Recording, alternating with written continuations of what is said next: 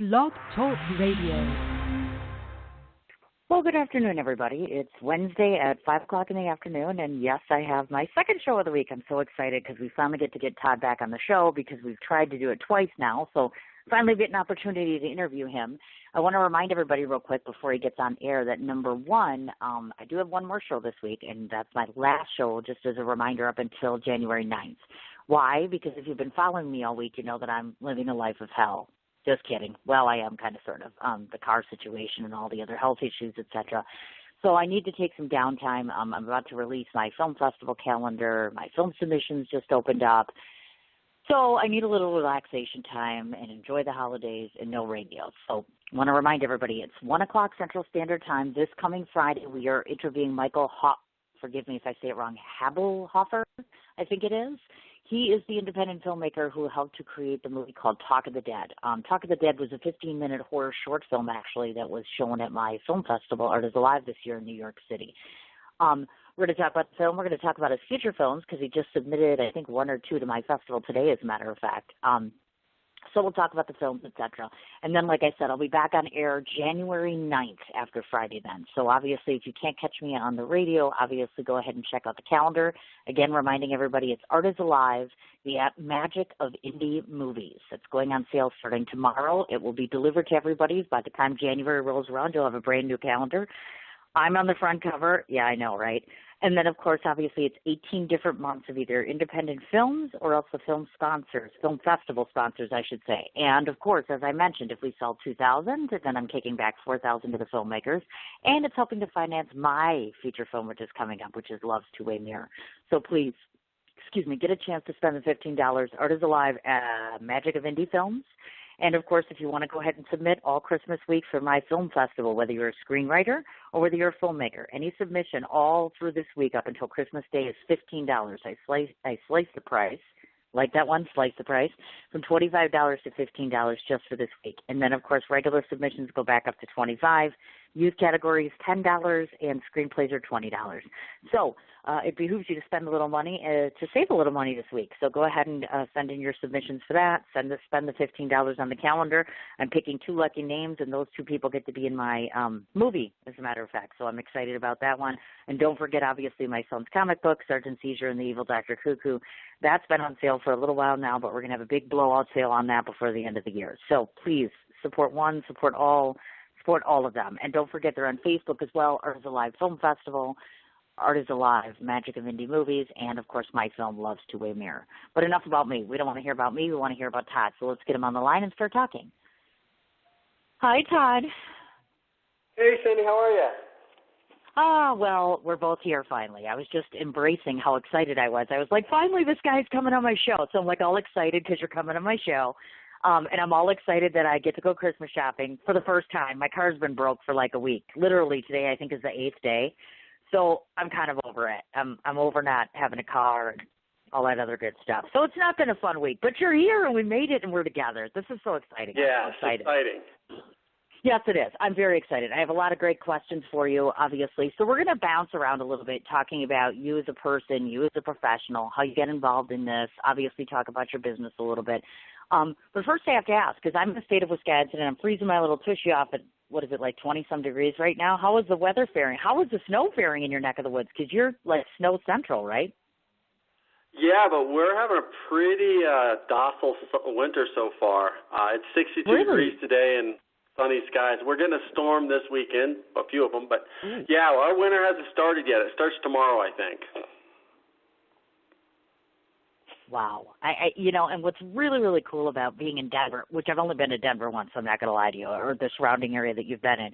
One of the things that's so nice about everybody was so nice to me. So I'm hoping that you'll be significantly nice to me because I'm like, oh, my God, I hope this guest isn't going to be mean to me.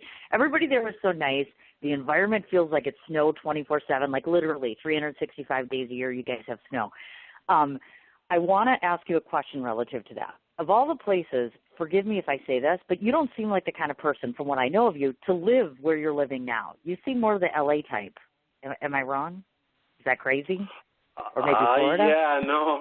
I like a little bit of a mountain life, and I don't want to be too far from a major city, but yeah, I like my quiet time and nature time, and no, I could not be at a high vibrating. I used to live at sea level my whole life, so I'm happy up in the mountains now. I like a slower vibration level for sure. That is very, very cool. I like that. Well, awesome. I mean, if it works for you, that's perfectly fine. I'm more of the New York/Wisconsin sort of girl, so that's fine.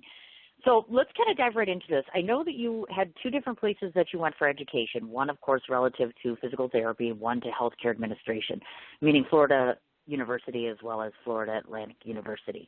So I have a couple questions relative to education, because in your particular field, I would imagine you have your base education and then you have continuing education. So let's start with that one, in case somebody's listening in, and I'm sure there are people in your field listening today. When you first start out, how important is it to get your minimal education and then piggyback and continue on every single year getting more and more education when it comes to working with patients? I think it's like any skilled trade. You hopefully enter the market with enough knowledge not to do damage, and you don't really know much. So you do general things, and you don't get much results from that. But hopefully you join a practice that has some seasoned therapists that know what they're doing and are clicking on all cylinders, and you feel very insecure and you're not sure why their patients are happy and yours aren't, and you ask them and they tell you what courses to take, and you take the courses. Hopefully you take the courses, and if you take the courses and come back and try a different approach and analyze your results and until you get the results they were getting. And the body's a complicated thing, but it's designed to work from an optimal alignment and posture, and if you can really get the tools to restore that and then use good sound judgment for prescribing exercises, you should be able to help everyone. Sure. I was just looking at your past history earlier today, and one of the things that I noticed about you is it looks like you've dealt significantly more often with outpatient care versus inpatient, meaning it doesn't look like you've done a lot of hospital training. Would that be right, just by looking at this bio? Yeah, only what I've done in an internship. My whole career has been an outpatient thing. Oh, I gotcha. Now, was that a personal selection? Because I know I've talked to some individuals, and and this is just feedback I get from other people, where they're talking about how sometimes it's instrumental to do in-hospital care, meaning that type of care you're performing and some of the services you're giving are obviously different than on an outpatient basis. But if you could talk a bit about what some of these outpatient services, meaning the things that you've been providing and the various experiences you've had, what sort of things are you reaping the benefit in terms of that versus somebody who's working in the hospital setting? Do you know what I mean? I just want to do kind of a parallel sort of comparison here. Sure. So, in an inpatient setting, something's gone wrong in someone's life, and they're kind of at the mercy of skilled practitioners around them in multiple disciplines, and they need a different type of skill set and compassion and tempo than an outpatient setting where someone's probably, high functioning and taking on life challenges, and they're being pulled off their road and path because some injury, and it's not something that significantly debilitates them in most cases, although you can have post-surgical cases and some very severe traumas that are treated in outpatients. By and large, the outpatient population is coming to you, they're choosing to come to you, and they're working within their life, and they're coming and filling in part of their life with you to help them get better at something, either treat an injury, improve a performance. So I just really think they're two different phases of a life. A train that's really come off track and needs to be put back on track versus a car that's got a wobbly wheel that needs to be tweaked a little bit. And so I think the skill sets of the practitioners that would thrive in those environments are, I think, significantly different. Oh, I imagine so. Not to mention the fact, of course, what I think is kind of neat about outpatient care, because I myself at one time had to do PT. What's neat about it is it's not too long to where you feel like you're kind of trapped in there forever. And second of all, I really had a very friendly, pleasant relationship with the therapist I was working with. So I want to talk about that a little bit. How do you establish a solid relationship with someone when you know you're only going to be seeing them for XYZ amount of weeks or months, et cetera? You follow? I mean, I can talk about the phases of my career because what I'm doing now is much more evolved than what I was doing. In the early stages of my career, I had that same mindset that your back hurts, you came to me and entrusted yourself in my skills, and I'm kind of an outgoing guy, so I can make friends with anyone, but how to get you on the right path to get your back not hurting, I don't know that I put a lot of thought into how long or short the relationship would be. I think they're coming to me, and I have to be upbeat and motivating, and I have to inspire them. And so I don't really have the option of doing anything but creating a loving and warming environment for them. But now I run a practice where we've created a neutral spine-based fitness program around our model that has 3 levels that they can evolve into true functional fitness classes, and then functional fitness classes that kick your butt with cardio intervals. So now my clients, a large percentage of them stay with us for years because they're choosing to stay with us for our fitness products. So, but I honestly don't know that my personality and how I approached the individuals when I thought I had 6 or 8 weeks to help them get on the right track versus now where they come in and choose to have us be part of their lifestyle has changed. My jokes, I hope, have gotten better through the years, but other than that, I don't know that I have a different mindset then and now. It's my job is to help them and create a positive energy for them. So I don't personally know that I've had a different mindset then versus now. Gotcha. Well, and of course, one of the things, actually 2 things I want to bring up that people have talked to me about when they're approaching physical therapy of any kind. First of all, I think it's very difficult for any person, no matter how wonderful you are, to get excited, of course, about coming to physical therapy because obviously, of course, that means, like you were saying, something has gone wrong, we need to get a repair of some kind, etc. So I'm curious to ask you about, and you can tell your listening audience this, how you make this a more fun environment for someone, and more importantly, how you make them feel comfortable about having to change their routine to see you on a regular basis. Oh, great question. You ever watched a science show and he tells you how lightning is created and you use some sort of lab and you're like, oh my God, I never thought lightning was cool, but wow, lightning's the coolest thing in the world. So the human body and how it's designed to move is really cool.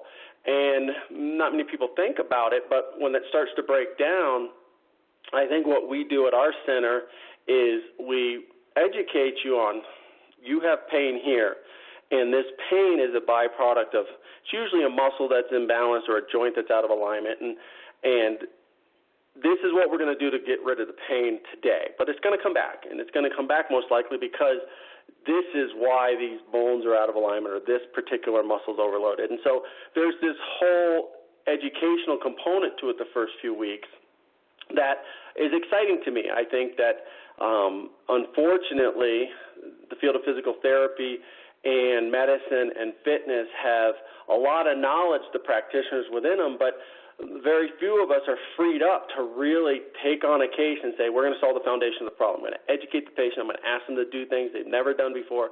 And we've taken 8 years out of our career and figured out how do we bring someone and educate them, not overwhelm them, create videos so that they have a resource to go and learn the other 70% of the information we shared with them today that they didn't absorb, and give them enough manual therapy to start feeling better, but educate them on things they need to do. They have to do these things to get on the right path and get on top of this. Manual therapy isn't going to fix their problem. A few exercises aren't going to fix their problems.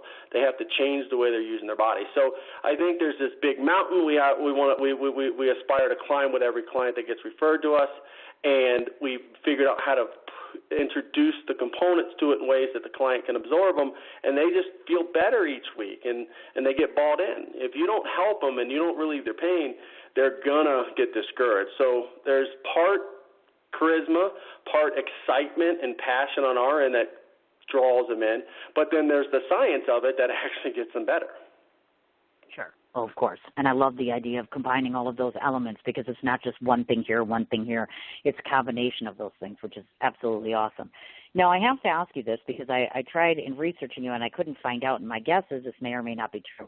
Oftentimes when I talk to business owners, part of the motivation behind them actually creating a business is because they themselves have been a patient at one point, they had an accident, they had rehab, et cetera.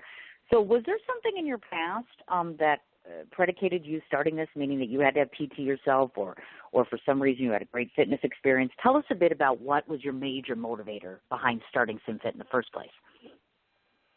Sure. It actually doesn't start out glamorous, but I think it gets a little bit more exciting.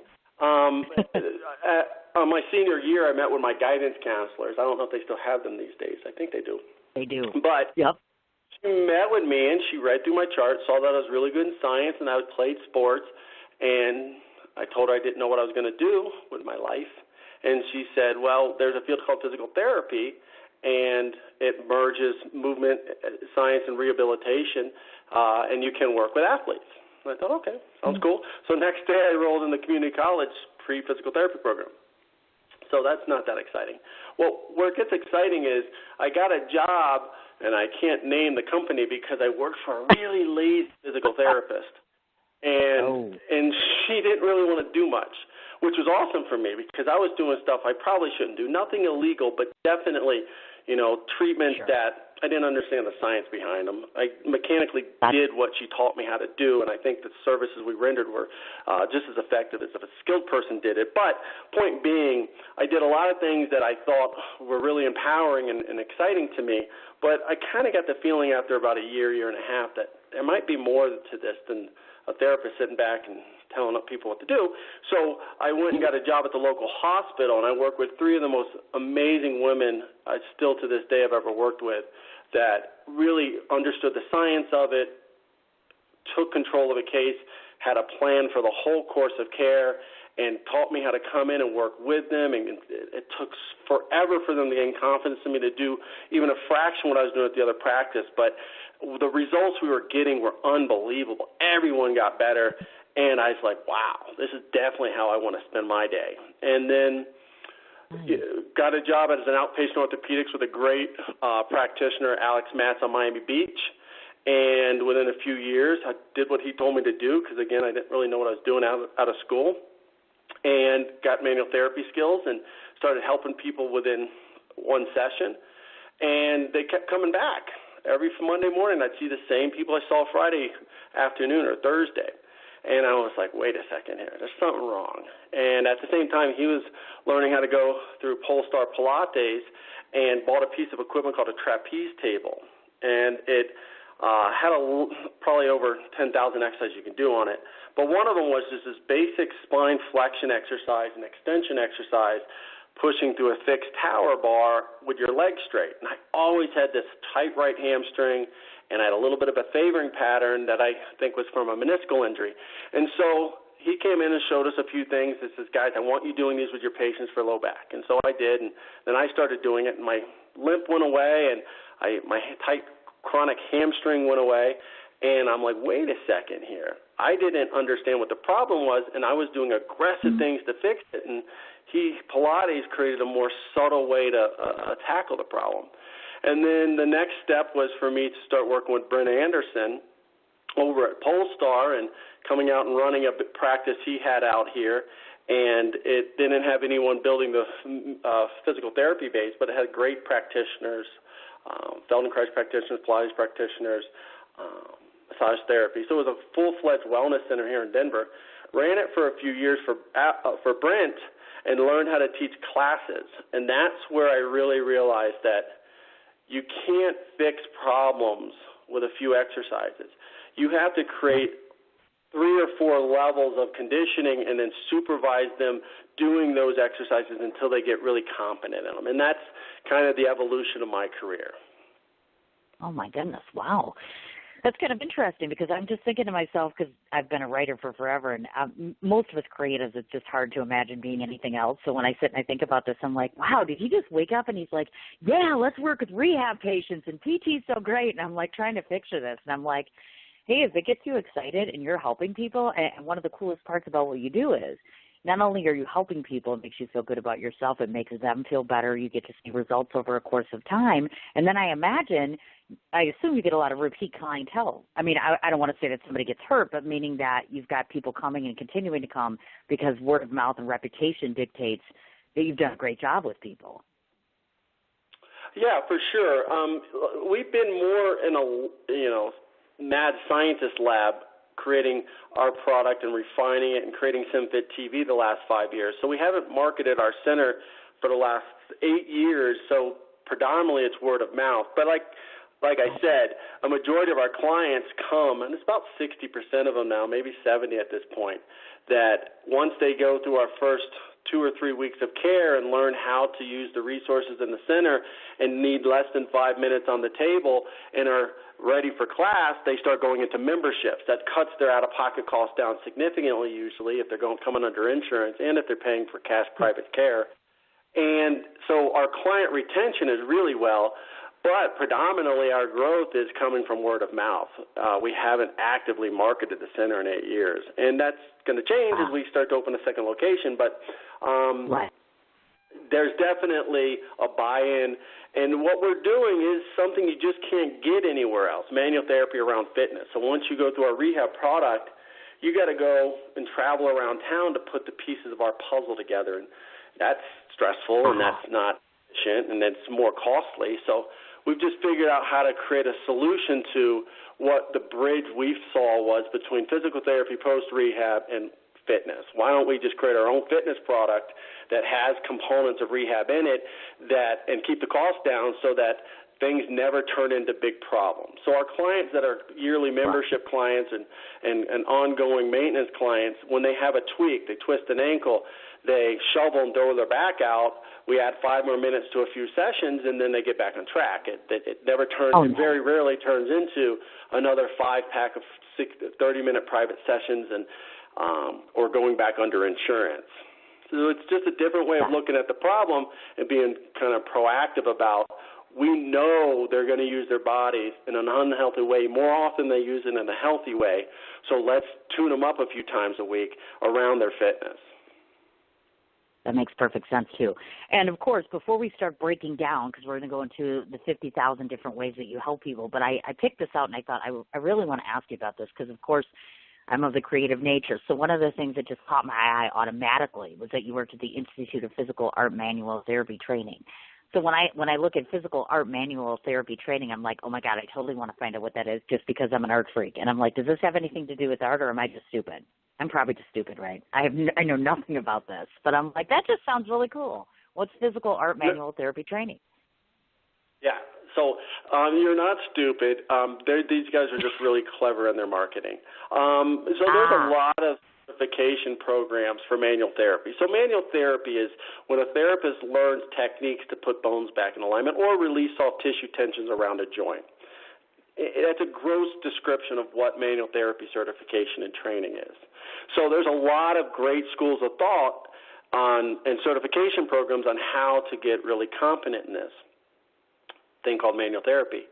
And I did some of the bigger names, and they taught me a lot of treatment, assessment, and the patient was moved around, and about 12 minutes later, something happened that was positive. You did everything right. It's kind of like making a complicated cake.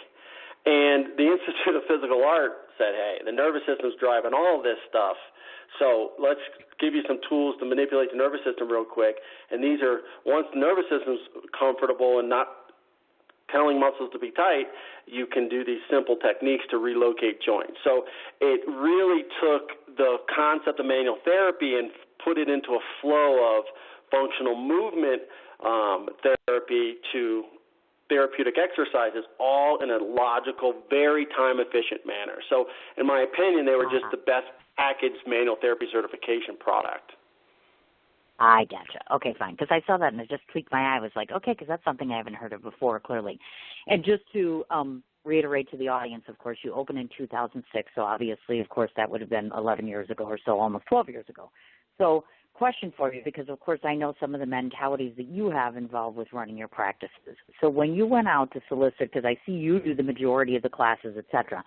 So when you went out to venture to try to find individual therapists and people to work with you, did you find people with the exact same mentality or from the exact same background, or how did you selectively choose therapists that would work with your clients that you could trust to do the same sorts of things that you do? I did not find individuals that wanted to conquer the world like me and my wife want to. And so Sure. I found great practitioners that had lives, and they boxed their careers into their lives, which 99% of us do, maybe 95% of us. But 5% of us are crazy, and we want to do something miraculous out there. And so I really had a hard time finding people that could meet that energy level. So what we did is the practitioners weren't the problems, our expectations were the problems. And so what we did is we cut videos for everything that we teach, every treatment we administer, and every exercise we prescribe, and every workout we prescribe. And now that's the product at our center, and the instructors are now very proficient in working within that structure.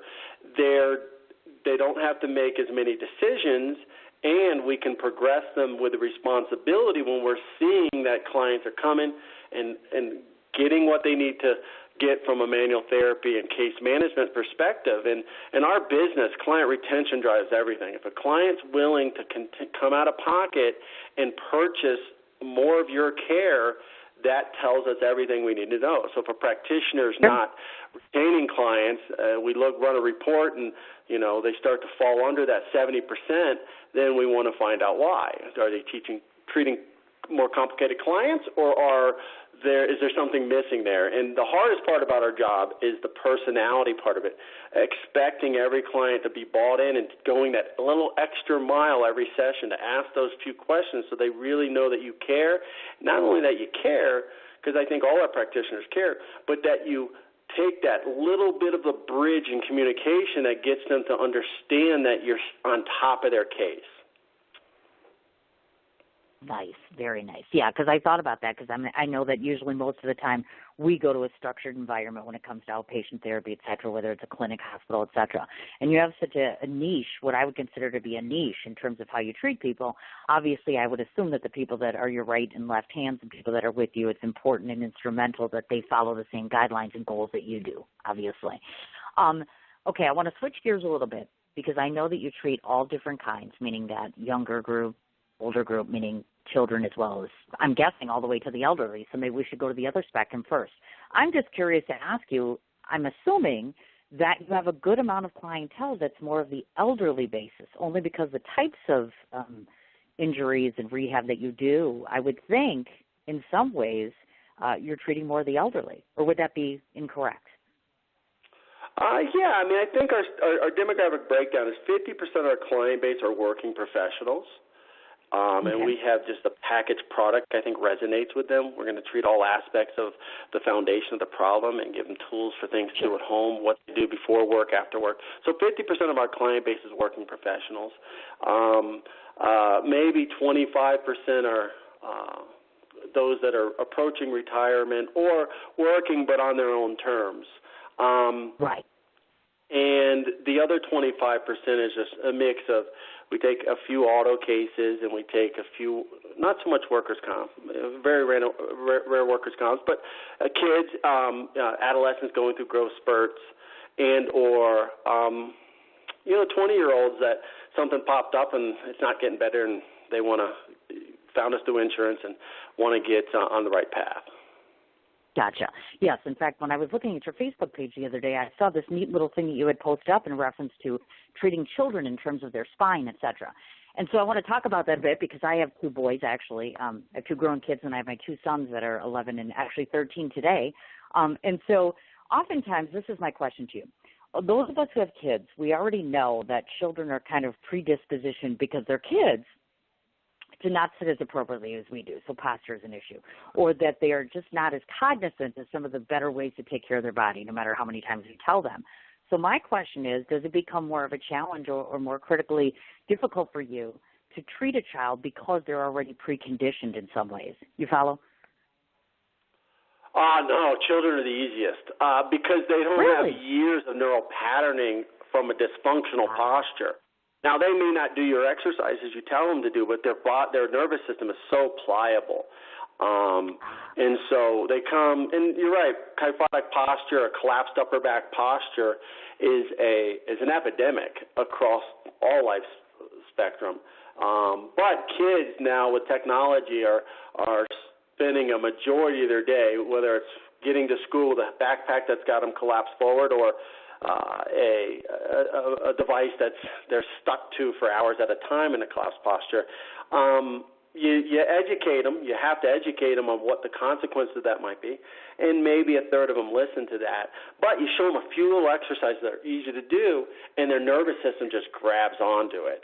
You can do manual therapy on them, and a lot of times you have to do that. But unlike an adult, if I see a child with kyphotic posture and maybe some low back problems, and I mobilize their upper back, I stretch their low back and teach them a few exercises. Next time I see them, they're probably not going to be out of alignment in their low back, where an adult most likely will be, because their body wants to and craves that collapsed posture. It's all it knows.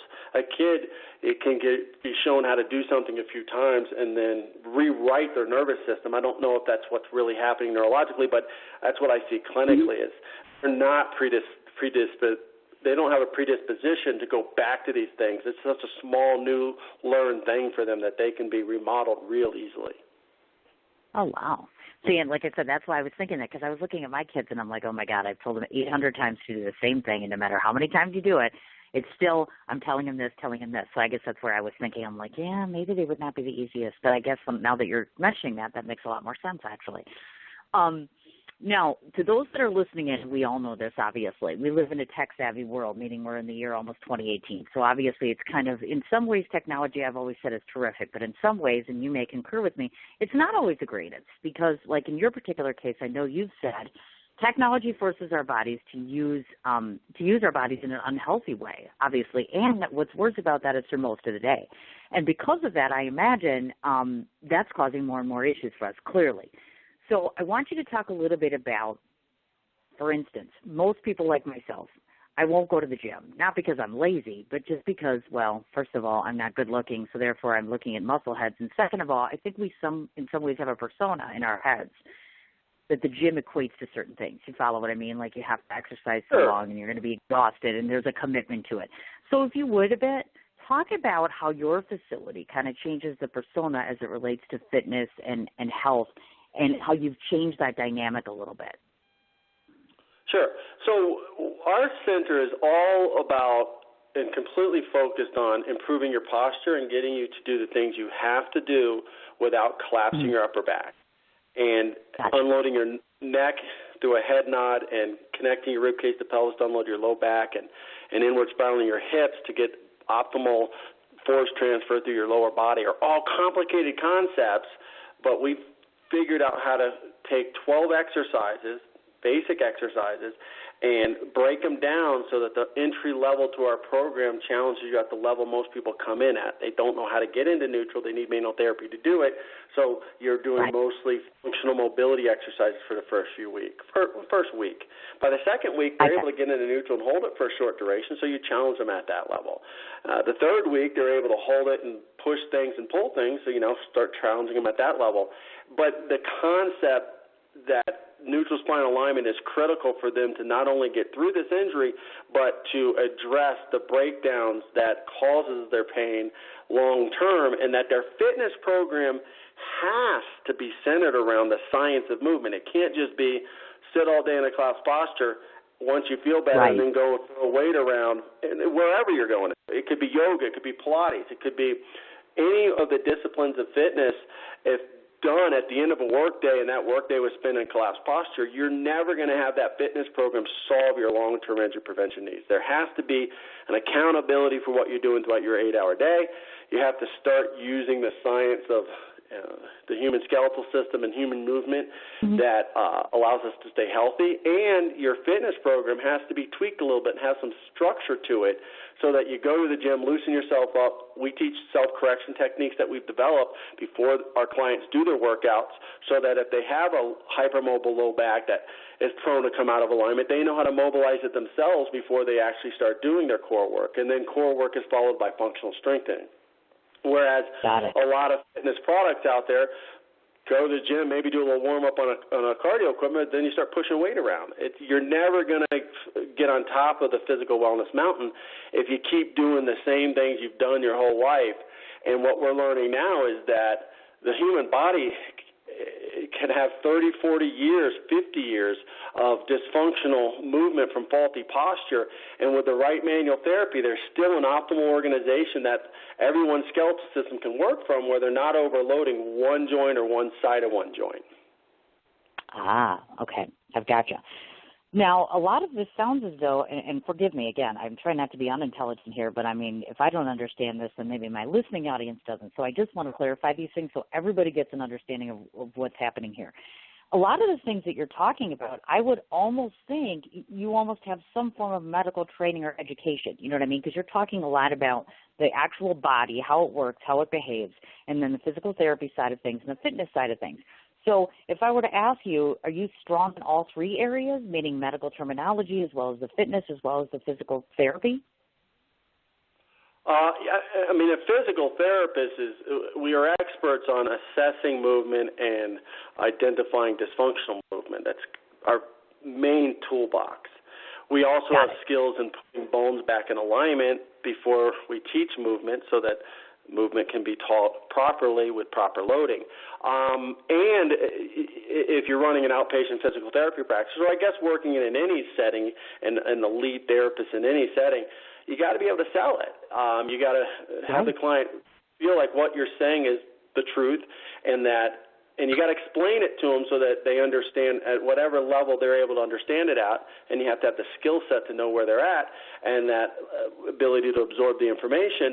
And tweak it a little bit for where they're at and their ability to absorb the information. So, yeah, I mean, I think a good physical therapist in any setting has to be a Jedi in all those things. And I think there's a lot of them out there for sure. Oh, sure. And, of course, going back to what you were saying about accountability, because I can remember this as well. So oftentimes, let's say, for instance, someone's coming to see you on a fairly regular basis. Are they accountable both at your facility and outside of the facility? Because I can recall going home and being held to be accountable, meaning self-disciplined in that you need to go home and you need to be practicing doing this or this or this. So do you send them home with homework, if you will, or some form of accountability outside of the facility as well? Yeah, I used to send them home with homework in the 1990s, but 2000s, but that never worked. So that's why we had to create the TV, create videos, put them on the website so that there's layers to the product, and they are accountable for that page. And SymFit TV, our whole practice is run through mind-body, and it's a very powerful, robust wellness practice management software system. So we can actually see if you logged in. And we tell you day one, you're clicking an OK button here every time you watch a video, and that's how the system knows you logged in. So if someone comes to me after 2 weeks and says, my back still hurts, and they're still out of alignment in a way that I think is consistent with noncompliance, I just go into their account and I hit their attendance history, and not only their visits at the center show up, but their logins for SymFit TV. So you have to be a coach, but my job is to create a path for you to get healthy. Your job is to get healthy. And that's, unfortunately, I don't think the mainstream concept or what's globally transferred in medicine. Clients come to you sick, and compassion is important, but ultimately your role is to put them on a path of health and wellness and teach them what their role is and hold them accountable for fulfilling their role. Oh, I imagine so. And I also imagine that when people come to you, in some ways it's kind of an eye-opener, if you will, because if they're used to some of the traditional means and methods to do this, and you're doing this in a very different path and in a very different way, I imagine, I'm assuming that you're getting some great feedback. I'm just wondering if somebody's coming in there and they're like, oh, my God, this guy, and da-da-da-da-da. Do you ever get anybody who just gets flustered because, they are being held accountable, because they are having to answer to, okay, if I want to get better, I have to take these steps and follow what Todd's telling me. Do you know what I mean? Do you ever get clients that just get frazzled because it's like they're not used to it? You know what I mean? Because what you're introducing is something very different. Yeah, absolutely. So there's two things that I want to touch on there. One is, yes, we get clients that come and say, this is more than I thought I was getting into, and how can you customize it for me? And so that's them being honest but still staying selected in on it. You've sold them enough on it where they're like, I think this is what I need, but the way you're pitching it doesn't work for how I'm living my life today. So you tweak it a little bit. You see them a little less frequently, or you see them a little bit more frequently and ask them to do less at home. Kind of depends what they're telling you. Then there's the client that says, you know what, I want you to fix me, and I want to be fixed, and I'm not all that committed to being that involved. Those clients, I usually let them know on the first visit that I don't think this is the right fit. There's a lot of practices out there that are really good at treating you. We're not going to treat you. We're going to create a treatment plan and care you through this injury so that you can learn the tools so it doesn't come back. Total different patient. But I think with out-of-pocket costs as rising each year in healthcare, I'm seeing so few less of that. I think people go to the site and it's pretty obvious how we're going to approach your care. So the client that goes to the site that doesn't want to be involved is not going to click on the inbox, click on the intake form. But there's no doubt someone that's not exercised much in their life comes and they're like, wait a second, these are all these exercises. I'm going to have to go through all these things. And that's when you open your heart more. And you say, yeah, you're going to have to do it, but you can do it.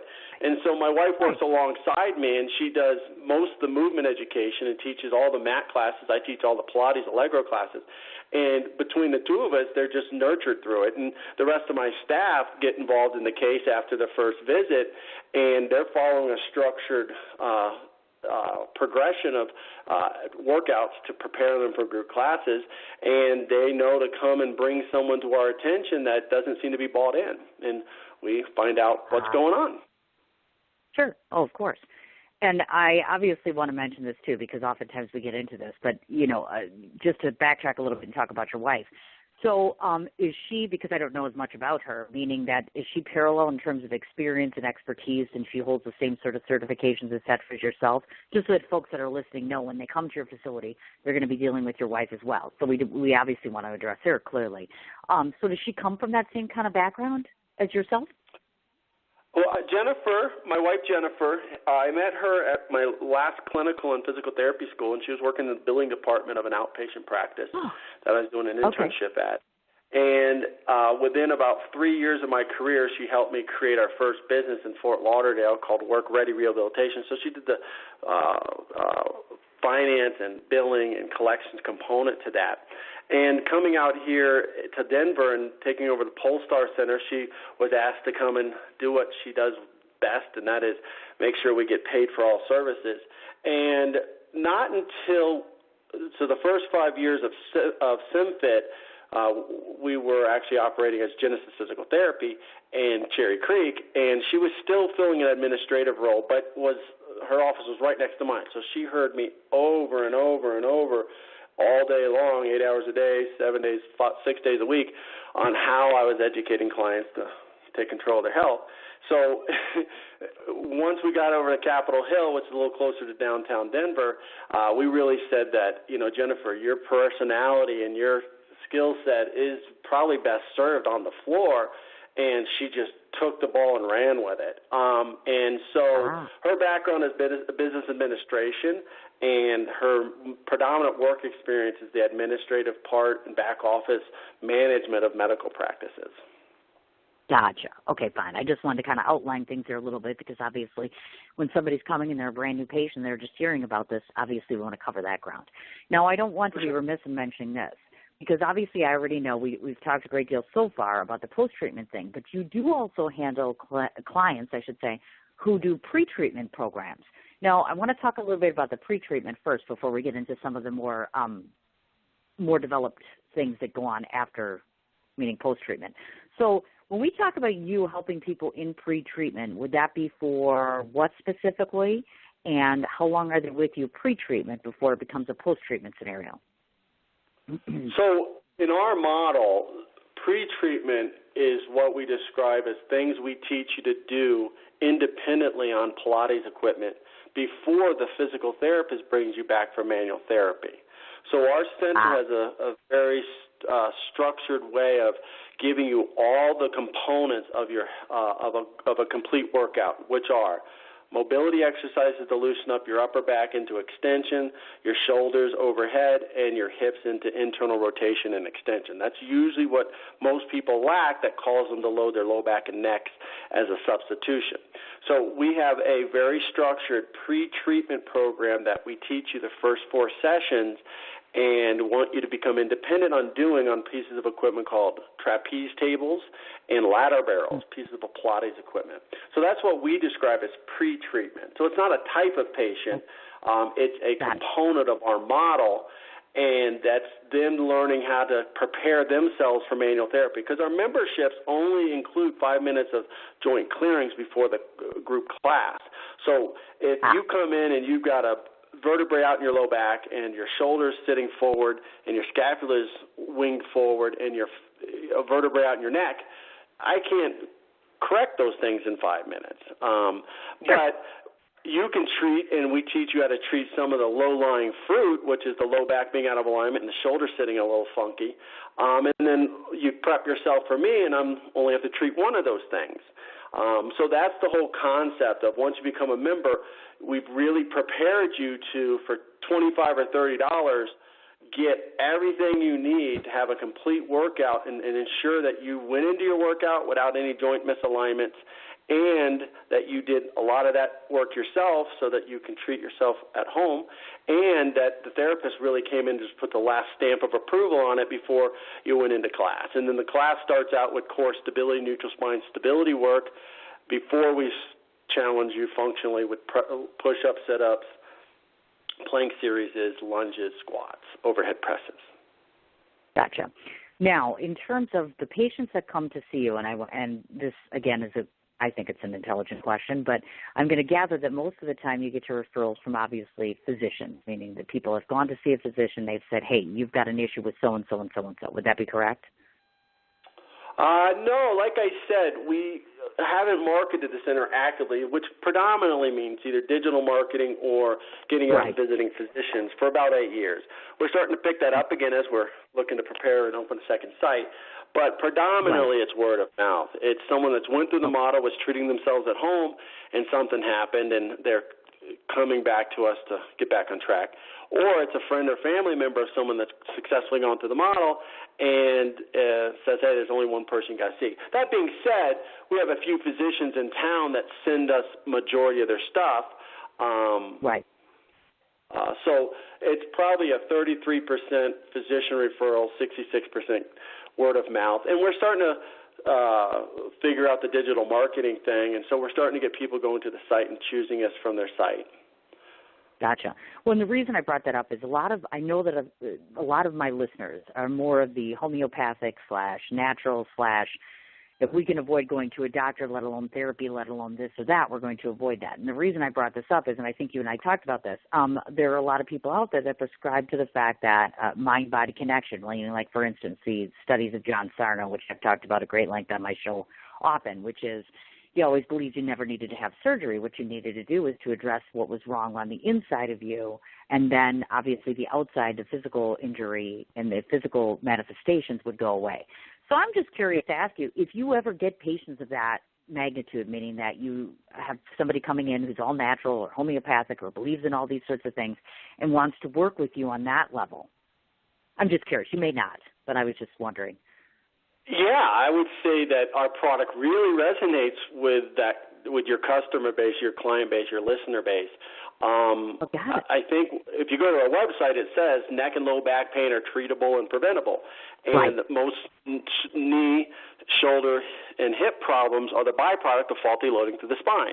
And that's, when you look at total health and wellness, we've become experts in the part of it that is physical wellness. That is how the body is designed to be organized for efficient movement, and we've just created a product around that. We've take the other 20% out there that has some relevance, and we just dismissed it, and we said, if we can just get people to organize their skeletal systems in a healthy posture and teach them how to do basic movements from there and then start adding fitness exercises, they're going to address the physical part of it, and that'll manifests itself into more positive thinking, better breathing, and it's the lower lying fruit, at least with our skill set. And SymFit TV can be done in the comfort of your home. And if it's not working or something doesn't make sense or you don't get the results that we say you should during the workouts, then come to the center or give us a call if you're not in Denver or surrounding area, and let's talk. Because your body is right now organized in a dysfunctional way on some level in general. There might be a few of your listeners right now that are sitting nice and tall and they're loading all their spine vertebrae evenly, but very few of them are. And the ones that aren't are probably tilted a little bit through the head or shifted in the pelvis. And that is the foundation of unwinding that needs to be reversed. And these are all treatable things. You just need to be educated on it and be willing to change the way you sit, add some things to your start your day in your day program and do a few movements throughout your day, and take your fitness program and break it down to apply the 4 principles of neutral spine alignment, and you'll get on top of these things. Oh, you bet. Well, and of course, we obviously want to talk about some of these programs. Now, when I was going to the website, I took a look, and obviously I'm going to go through some of these breakdowns in terms of different programs, because I see, and you address, you've got foot and ankle, you've got a knee program, a hip program, the low back program, and shoulder program. The sense that I'm getting in looking at some of these, just to cite an example, is there's 4 core things here, meaning the mechanicals and the mobility of the body. You work on strengthening and, of course, body alignment as well as tolerance. And it looks like the core, if I'm getting this right based on what I've read, typically after a period of, let's say, 8 sessions, would we be comfortable in saying that's a nice fit regimen for the norm? Or I know it's case-by-case basis, but I'm just throwing this out for generalization purposes, meaning for strengthening a lot of those things. Is that your norm, would you say? What I would say, the general population that comes, they didn't have surgery or they didn't have trauma, which is 80% of our clients. They are having a nagging injury that isn't getting better. They might have bounced around town and not gotten a solution and come to you. They're coming to you with collapsed upper backs, malalignments of their skull on the first cervical vertebrae. Their pelvis is not level. It's shifted usually to the left. And a vertebrae may be out, and they have these funky imbalances and holding patterns, which most people would refer to as tight muscles. As a result of all that, the body's going to do whatever you tell it to do, even if what you're asking you to do is done from a dysfunctional posture and alignment. So they come to us with those, that is what they come to us with.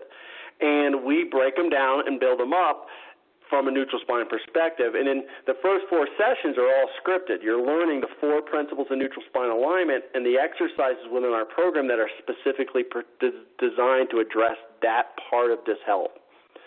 And then at the end of that, you now are doing what we refer to as workout 5 and 6. And that's a full 15, 16-minute upper body workout and a 16-minute lower body workout. You do that for a week, and then you go to workout 7 and 8, which is a 20-minute functional fitness exercise at what we would describe as a moderate load challenge for the neutral spine alignment. So we don't worry about tight muscles. We don't worry about weak muscles. We just simply take the lowest lying fruit, and that is faulty posture, fix that, and a lot of those other things will resolve themselves. And that's why a lot of people think physical therapy is complicated or chiropractic is complicated, or you see a personal trainer and you try and strengthen on top of dysfunctional organization, you don't get the results you want. If you just simply, and everyone can learn these things and inject them in their practices very easily, how the body's designed to be organized, how to communicate that to your client base, and start with a baseline level program that challenges them at the levels they're coming in at and challenges them at higher levels as they demonstrate better ability to hold neutral spine alignment, you're going to address the lowest lying fruit, and that is they're doing things from faulty posture, which is feeding into faulty loading. So we do break them down and build them up, but to answer your question, it takes about 6 to 8 private sessions to get you into class, and then you got to do a month of SymFit 1 classes, and then and most people don't need more than a month of SymFit 1 classes. SymFit 2 is a month or 2, And then SymFit 3, which adds cardio component to it, is your discharge program. Gotcha. Okay, fine. And I like how it's worked into phases there, where you're here, and then you're at this level, and then, of course, you're at this level, which makes sense, obviously. Now, I was just sitting here and thinking to myself, I would assume that a program such as yours would be hugely ideal for somebody who suffers from maybe MS or arthritis, or those are like two of the things that came right to my mind. I would guess that they would benefit hugely from a program such as yours. They absolutely would. The only complication you have with something like MS and arthritis, two different scenarios. MS and Parkinson's, you give them a structured regimen that challenges them at a consistent level that's safe and appropriate. They're going to do great. The challenge you have with consuming my product at home through SymFit TV is the manual therapy is lacking. So if you have a medical diagnosis, definitely try and find a local physical therapist or doctor of osteopathic medicine or a chiropractor that's got movement education and associated with his or her practice that can handle that part of it. So you don't want to do our program on dysfunctional posture, and you don't want to do our program and not have someone being able to assess whether you're doing the exercises right for a period of time. But at the center, MS clients and Parkinson's clients, we put them in our Pilates Allegro classes. Pilates Allegros are similar to reformers, they're just smaller versions of them, and they're lower to the ground, so less intimidating. But they challenge you on the same exercises we have in our mat program, but the equipment being spring resistance, and that spring being unstable in 3 planes of motion, you have to be organized in 80% of neutral spine just to control the movement. So it kind of forces neutral spine alignment to complete the movement. So it's just brilliant for those populations where you're concerned about overloading them. And we do 30-minute Pilates classes, so that we found that that's just perfect for that population, that they really can be challenged at that level, and at that 25-minute mark, you're looking to do more of a cool down with them for those populations. Gotcha. I understand. The other thing I was curious about, because I know we're going to talk about your future endeavors, but I'm just, and again, I don't mean to be ignorant, but these are things that come up, and I'm like, do you mind if I can comment just a little bit on the arthritic population? Oh, go right ahead. Go for it. Sure. SymFit TV was designed for the mechanical breakdowns that are associated with faulty posture over your lifespan. So if you have rheumatoid arthritis, that's a little more complicated than osteoarthritis. So, again, I'd find a wellness practitioner or a medical practitioner that has a wellness and movement component to their model in your neighborhood so that they can help you get on SymFit TV and the SymFit Healthy Fitness System at home. But at the center, we would put a rheumatoid arthritis patient in the Pilates program for a month before we got him on the functional mat programs.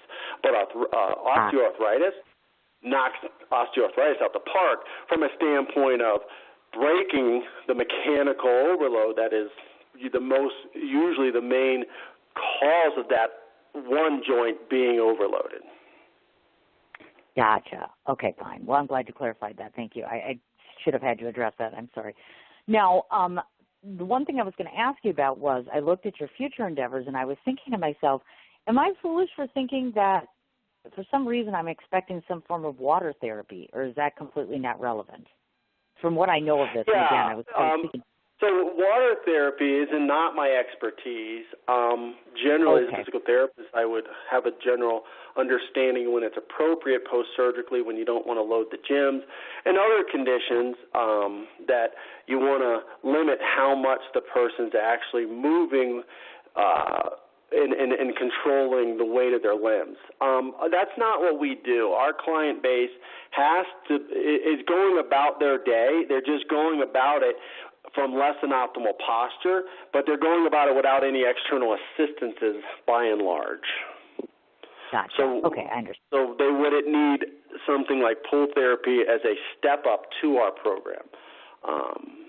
Plus pool therapy, it's really hard to put a pool in a 2,000 square foot facility. So outpatient centers. I know. Yeah. So that's the full therapy is great, but the problem is they're usually in hospitals, and they're really not accessible a lot of times in outpatient centers, just because of the challenges associated with putting a big pool in small practice. I get it. Okay, so let's say, for instance, there's Cindy, and I happen to live in Denver, and I show up tomorrow, and I say, okay, Todd, I have XYZ injury, et cetera. Let's say, for instance, well, I do. I have a terrible back, but that's probably because I sleep on the couch 24/7, and, of course, I sit in front of a laptop, and I'm not going to lie, I have terrible posture. I do, and I try really hard to remember it, but let's get real. When you're working all day, you're not paying attention to your back, you're paying attention to your laptop or whatever.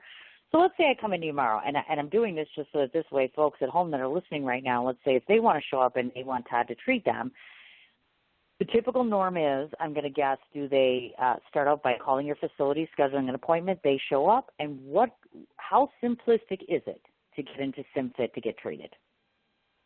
You should just go to the website, and on the home page, you're going to choose between, we actually have a new artificial intelligence bot that's going to be interacting with you.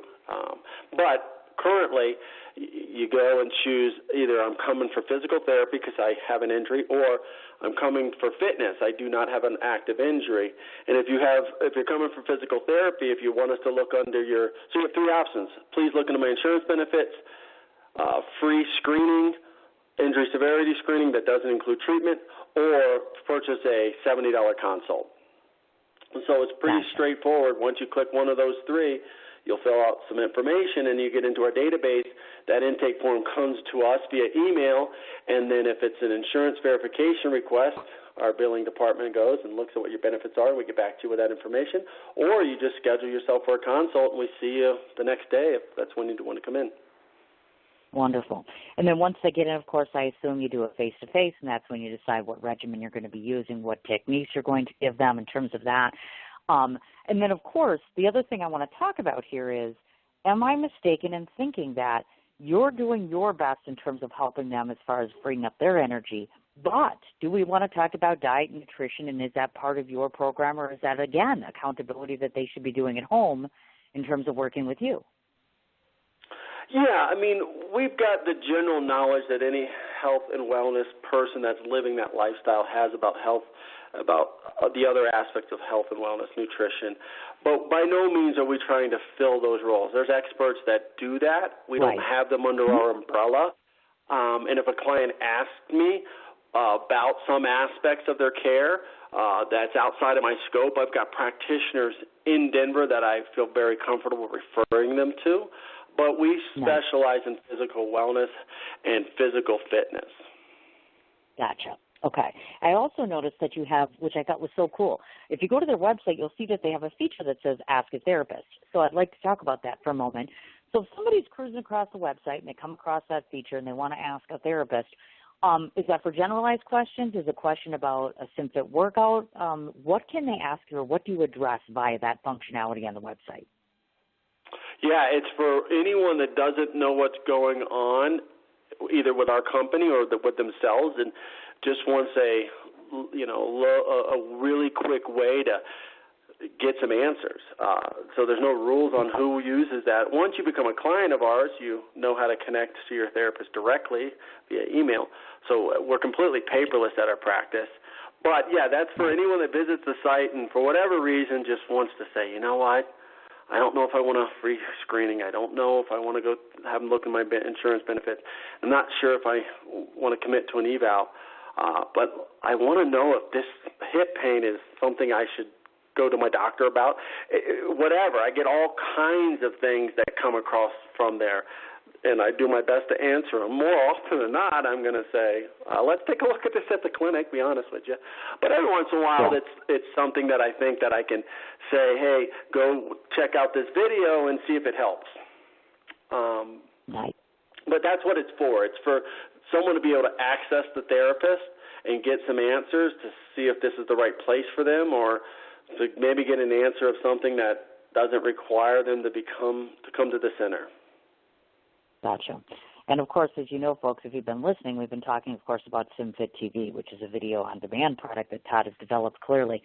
So We want to talk about SymFit TV in terms of how did you come up with the concept? Because I assume that they have similar things out there, but I like the idea of that an at-home client can actually guide themselves through a workout, which means you're still being accountable. Sadly, you're not right in front of Todd, obviously, but talk to me a bit about what the folks can expect in terms of success through the video-on-demand product. Sure.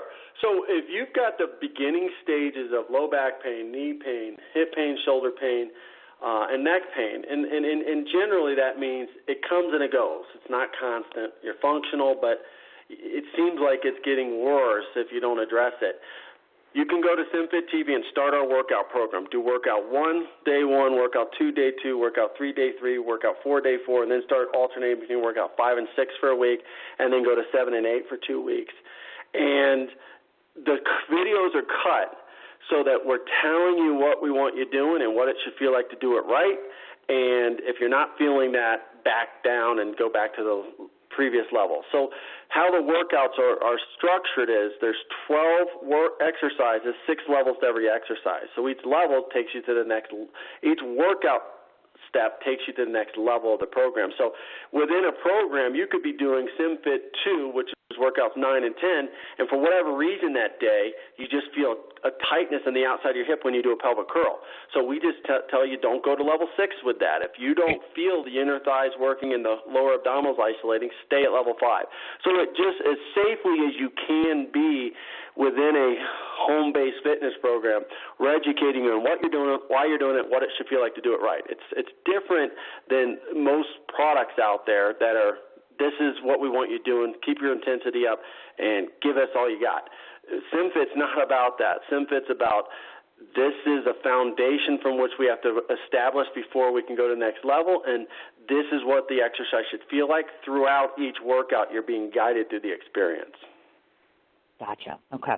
Now, if somebody is sitting and listening and saying, okay, well, if I wanted to get hooked up to do SymFit TV, do they do that directly to the website? Do they have to contact you, Todd, directly? Or how does that work? How long does it take to get set up on that? Sure. So SymFit TV has its own domain name. It's symfittv.com. That's right. www.symfittv.com. And you go there and right off the homepage, just like our center website, it guides you through the experience and how to get started. Gotcha. And, of course, the other thing we want to talk about is you are where you are right now, but you have future plans, and, of course, these are really exciting ones. First of all, you're going to get into the reselling business. In case some of you don't know what that means, obviously you're going to be allowing other practitioners to be able to use this system with their clients. So if you want to talk about that a little bit and envisioning for the future, do you mean that in the Denver area? Are you talking about a mainstream market in terms of resale? What are we talking about here? Again, it's all based on how much time and effort you can put into it. Right now, I don't have anyone designated to sell this product within our umbrella of services. But when I go out and talk to other medical practitioners and they're telling me of their struggles working with insurance-based practices, I let them know you can become a SymFit reseller. And I haven't gone out and actively marketed this, but I definitely plan on hiring a marketing director, and this is part of his or her umbrella of responsibilities, or falls under their umbrella of responsibilities.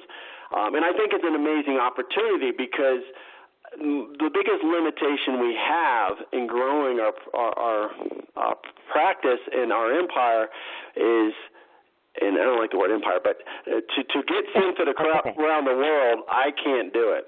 I have to get other practitioners that see the value in approaching their patients' care from this standpoint and educate them on how to do it. And if you're just discharging clients right now to nothing, then give us a call and let's get you to sell our product. And all it means is you just give that symfittv.com website to your clients and say, hey, you're discharged, and this is a program that is safe for you to do to keep you healthy if you don't have that part of your model. If you have that part of your model but you don't have videos and you're still giving out paper instructions and you want to go to the next level but you don't want to spend the tens of thousands of dollars it's going to cost and the hundreds of hours it's going to take to create such a product, we can give it to you for pennies on the dollar. And our motivation is to really get neutral spine-based fitness across the country and across the world. And we've done nothing but for 8 years but figure out how to explain these concepts in ways that get the most consistent results. So SymFit TV reseller is a passion of mine, and it's part of the business model that's logical because the more practitioners that are sellers can become licensees, because we are going to have a certification program that we're going to be launching. So easy way to become part of the SymFit Nation would be to become a reseller, little to no upfront cost, and it just adds a residual cash-based revenue stream to your practice, but it also allows you to immediately catapult the sophistication of your practice compared to your competition and better serve your clients. And if they do go into SymFit TV and something starts to not feel the way it's supposed to as we guide them through the experience, they're going to call you. They're not going to call us. And so that they don't feel like they didn't get the answers to their problems when they first saw you, they have a connection still to your practice. Gotcha, of course. And the other thing we want to mention, too, is clearly, I mean, you have your home base there being in Colorado, but I know that you aspire at some point in time to where this way on all the major cities they'll actually have a SymFit facility as well, on top of having SymFit TV, of course. Now, clearly Rome wasn't built in a day, folks, and we obviously realize that it's going to take more than one day, obviously. So clearly you're in luck if you're in Denver because he's right there, which means you can just call him up and say, hey, Todd, I need to get some help, or I want to come to the center, or I want to go to your website and sign up for SymTV. The other cool thing is I wanted to mention you actually do, of course, Skype sessions in addition to, which is different from SymFit TV, correct? Skype session? Or is that part of the SymFit TV, so I understand? So with SymFit TV, and again, SymFit TV has been predominantly, almost exclusively used within our practice. So I have not developed the SymFit TV home-based client structure much at all. But it's sitting out there and someone can buy the product right now.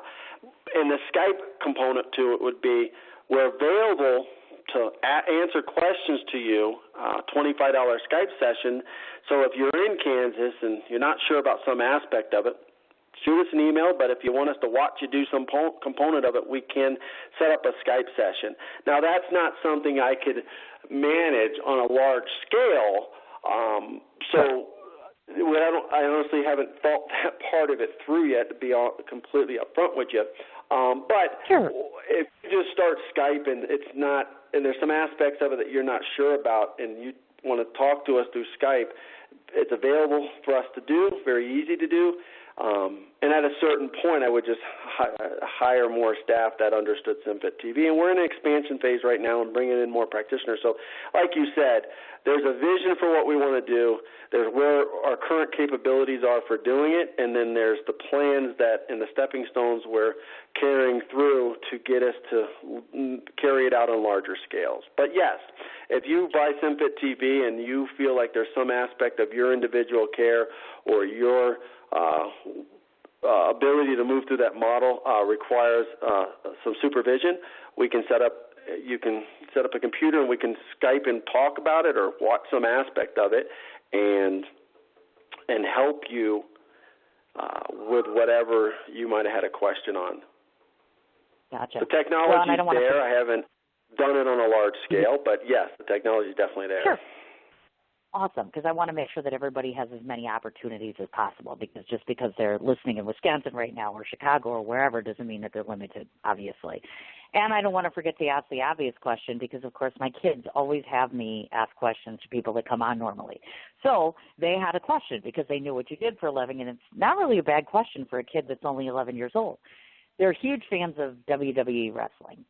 So, of course, they watch these wrestlers that are running around and tumbling all the time. So they were like, ask this guy, and they didn't know your name. They're like, ask this guy if he does athletes or wrestlers or things like that. Because obviously when you watch this on television, even though we know it's choreographed, I imagine that's some serious abuse of all the things you're talking about.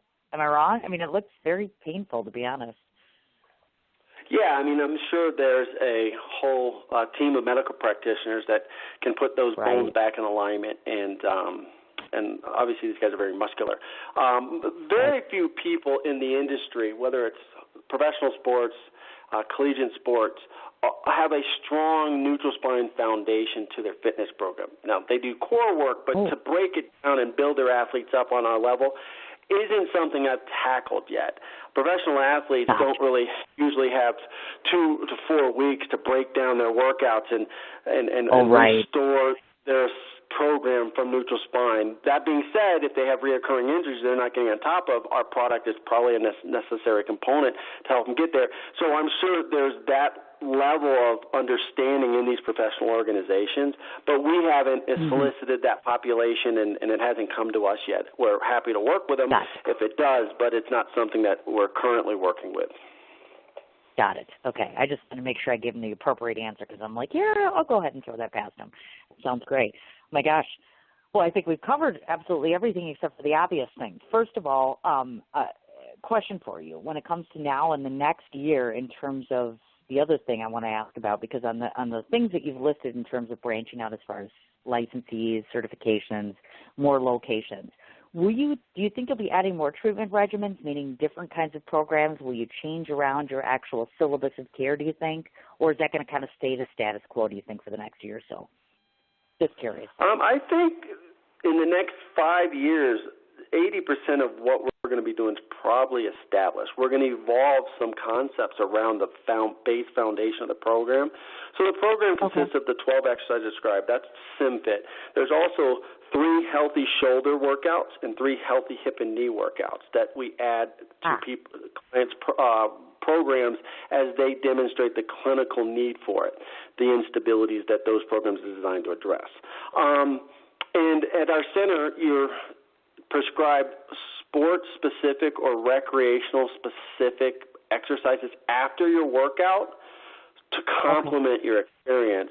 And those things can always be evolved and changing, but the core product, the mobility exercises, the self-correction techniques, the way we introduce course neutral spine conditioning, and the way we are going to progress you through the functional exercises that you need to go about your day with healthy posture, I don't think that that's going to change much. It's in its 3rd generation, and it's getting great results now. But, you hire a practitioner, they look at something or see something you didn't see, and you can't argue with them, and it's an absolute truism. Then you go back and recut the video and change a wording here or change an exercise there. It's dynamic and fluid, but it's got 8 years of R&D and testing into it, and this is its 3rd generation. So I hope it doesn't change much.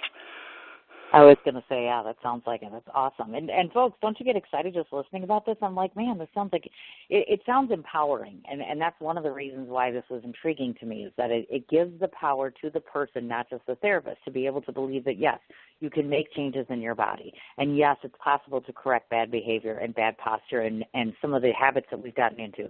And, yes, it's possible that you can stick with a regimen that you're not going to be married to forever, because I would hope you wouldn't want to be married to your clients forever. But these are all very positive things, not to mention the fact, we forgot to ask about the obvious, because I'm sure most people that are listening in are like, okay, is this all out of pocket? Does the insurance provide this? Do they need to be prepared for a financial contribution in response to some of your services? Sure. So SymFit TV is, if you go to the website right now, you'll get SymFit TV 2-month subscription for $65. So those are the video accesses with all the self-correction. And then you can purchase a 4-month and a 6-month as well. So that's all cash. None of that would be reimbursed by insurance. Might be reimbursed by a health savings account, but there's variability in how those are managed. At the center, $70 to get consulted and treated and to be put on the right path, and then everyone's asked to buy a 4-pack of follow-ups to learn the 4 principal workouts. And then we're at about 50% now. 50% of our clients now at that point can go into memberships. 50% need another 4-pack or beyond. And this isn't factoring post-surgical cases, which we don't see a lot of post-surgical currently, although we do get great results with them. So at the center level, if you want to go under insurance, fine. We're on all major carriers except for Medicaid, and we'll see what your benefits are. The truth is most people are paying about $40 out of pocket on average in Denver for insurance. So even if we go under insurance, you may only want to stay there for the 4 to 6 sessions it takes to get you ready for a membership, and then you're going into the membership at $25 or $30, depending whether you take mat classes or Pilates or Lego classes. Gotcha. Okay, I just want to make people get prepared in terms of if they're walking in, I want them to understand what they're walking into, obviously, which makes perfect sense. Absolutely. Now, I want to read off just a bunch of different places to find you. Please correct me when I get finished, just in case I might have forgotten anything, because I don't want to forget. Sure. Would it be okay, Cindy, if I elaborated on that? In terms of Oh, yeah. Go ahead. action, you can go about your life as it is and hope you get these things resolved, or you can start something at a low cost that gives you education and guides you through an experience that only teaches you how to use your body in a healthier way. And the end result is you may actually turn your fitness programs into your injury prevention programs as well as fitness programs. Worst case scenario, for whatever reason, it just didn't seem to have an impact on you, and you just learn more about the body. But I look at it from a standpoint, changing the way you eat, very complicated from a chemical perspective. Changing the way you think, very complicated from a chemical perspective. Changing the way you sit and doing fitness workouts that give you better tools to use your body healthier throughout your day, very simple. And obviously, I'm selling it because it's a product I've developed, but it's also something I've seen implemented in a clinic for 8 years, and the results are very powerful. So I just wanted to kind of summarize the experience from that perspective of a little bit of effort now could transfer into you not needing that hip surgery you might be on a path for, or that spinal procedure that is being recommended. Gotcha. And I appreciate that, actually, because it makes a lot of sense. Because I know oftentimes a lot of my friends or people that listen to the show, we'll have wonderful guests that come on, and then at the end of the day, I want them to walk away from this experience not being confused, you know what I mean? Because you work in a science. Some of what you do is a science to some degree, and so it's a little complicated in terms of understanding how your body works, how you work with clients to help their body work more properly. So I want them to have a clear understanding. So I appreciate that, actually. In case you guys were wondering, the guy I've been talking to, his name is Todd Ball. It's B-A-L-L, like baseball, and he is the owner, of course. The name of the facility itself is called SymFit PT and Fitness. These are the ways to find him. The website itself is Sim, and that's Y-M-F-I-T, SymFit. PTandfitness.com is the website. They have a Facebook page, which is SymFit PT and Fitness. They also have a Twitter handle, which is and that's SymFit. He is on YouTube. He is in LinkedIn. And also there's an Instagram, which is SymFit PT. And, of course, he was mentioning the SymFit TV. And in order to link to that, that's SymFitTV.com. Any other places where folks could find you? No, I think the most effective way is the websites to get the information you need and to interact with us in a way that is efficient. Gotcha. Okay, I wanted to make sure of that because we don't want to forget to mention all those different things, obviously. Oh, and I also don't want to forget to mention this because I know the field that you're in. If folks are listening today, and let's say, for instance, I know sometimes gentlemen like yourself do health expos or exhibits or events.